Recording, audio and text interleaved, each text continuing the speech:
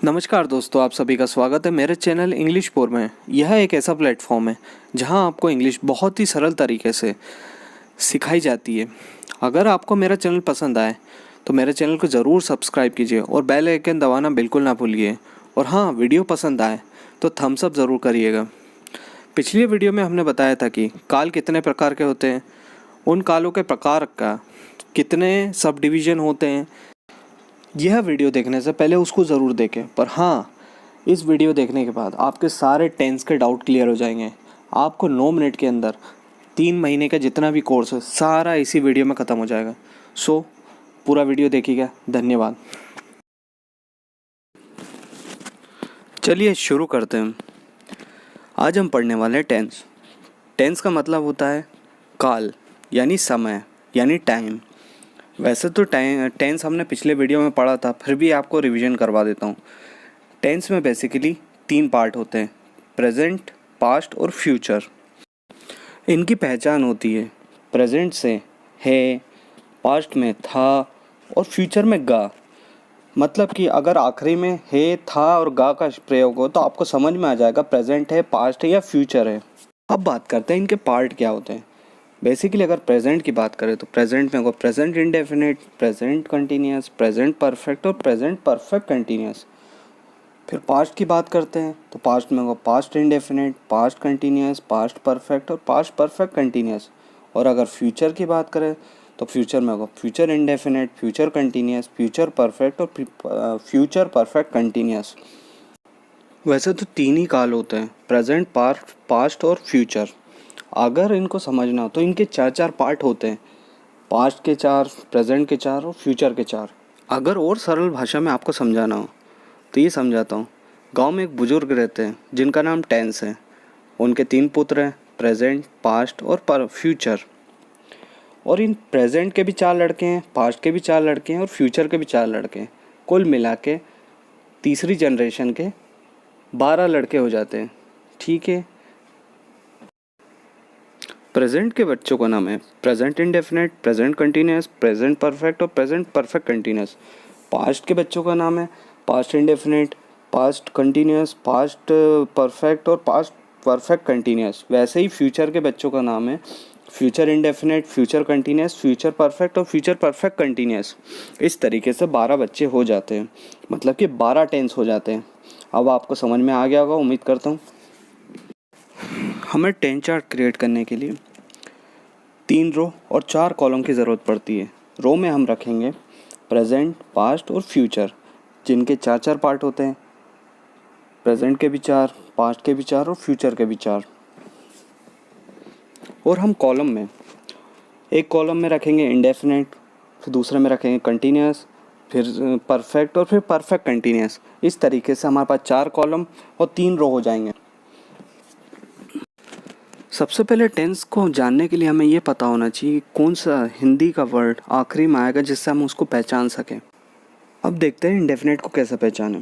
Present indefinite के आखिरी में आता है ता और ती, पास्ट इंडेफिनिट के ता और फ्यूचर के गा का प्रयोग होता है। फ्यूचर इंडेफिनिट के आखिरी में गा का प्रयोग होता है। तो इस तरीके से आपको पहचान में आ जाएंगे इंडेफिनिट के सारे सेंटेंसेस। हमें कंटिन्यूस और परफेक्ट कंटिन्यूस को पहचानना हो तो उसके आखिरी में रहा वर्ड हमेशा आएगा।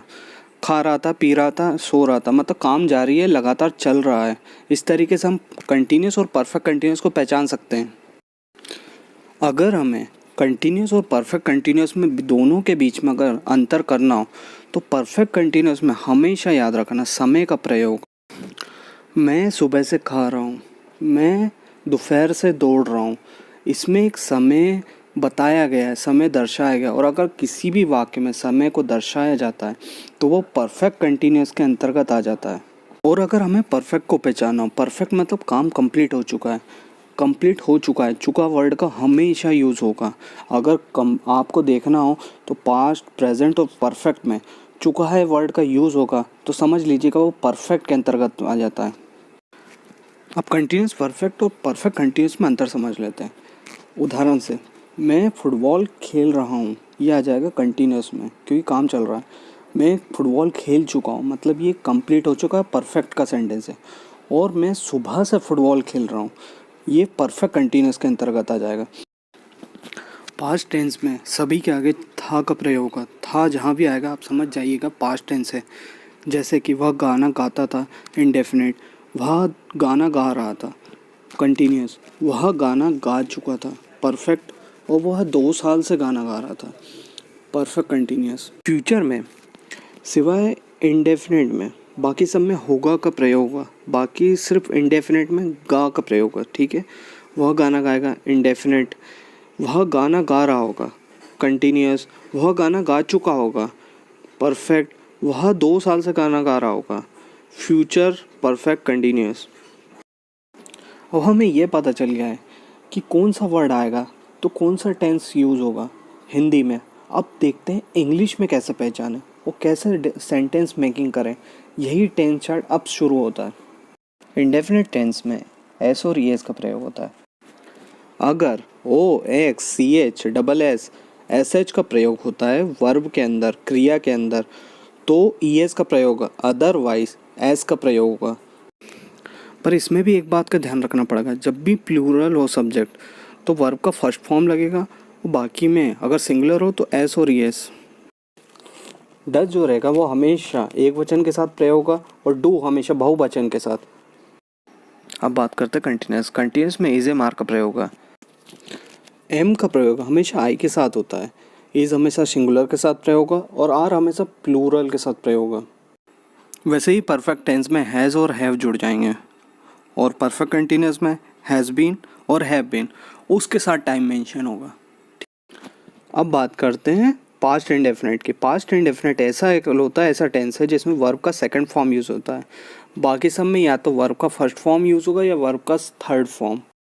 और जब इसका इंट्रोगेटिव बनाते हैं तो इसमें डिड के साथ फर्स्ट फॉर्म यूज़ होता है, ये याद रख लेना। वैसे ही पास्ट कंटिन्यूस में वॉज वर्ब का प्रयोग होगा, साथ ही साथ परफेक्ट पास्ट परफेक्ट में हैड का प्रयोग होगा, और पास्ट परफेक्ट कंटिन्यूस में हैड बीन का प्रयोग होगा। फ्यूचर में विल और शाल का प्रयोग होगा, आई और वी के साथ शाल का प्रयोग होगा, बाकी सबके साथ विल का प्रयोग होगा। ठीक, फ्यूचर कंटिन्यूस में विल बी और शाल बी का प्रयोग होगा, जहाँ पे रहा होगा प्रयोग होगा वहाँ पे विल बी और शाल बी का प्रयोग होगा। वैसे ही चुका होगा में विल है और शाल हैव का प्रयोग होगा। वैसे ही फ्यूचर परफेक्ट कंटिन्यूस में रहा होगा के साथ विल हैव बीन और शाल हैव बीन का प्रयोग होगा।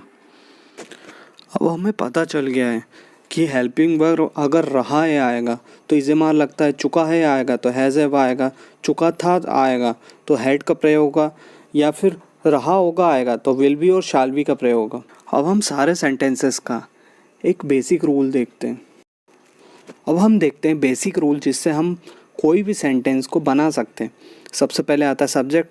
सब्जेक्ट यानी कि राम श्याम गीता सीता वगैरह वगैरह।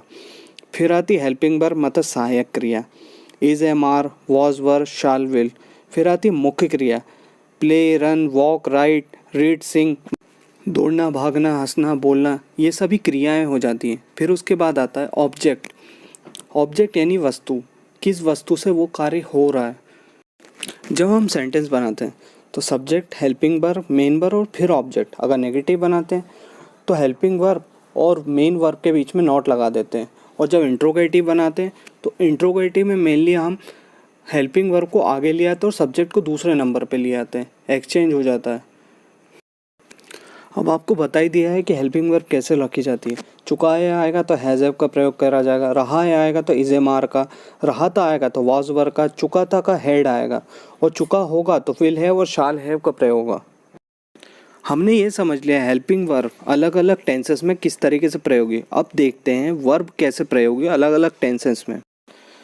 चलिए अब देखते हैं। अगर इंडेफिनिट होगा तो वर्ब के साथ एस और ईएस का प्रयोग होगा। अगर पास्ट इंडेफिनिट वर्ब का सेकंड फॉर्म यूज़ होगा। अगर फ्यूचर है तो वर्ब का फर्स्ट फॉर्म ही यूज़ होगा फ्यूचर इंडेफिनिट में। कंटिन्यूस में मेन वर्ब के साथ आईएनजी का प्रयोग होता है, चाहे वह प्रेजेंट कंटिन्यूस हो, चाहे पास्ट कंटिन्यूस हो, चाहे फ्यूचर कंटिन्यूस हो।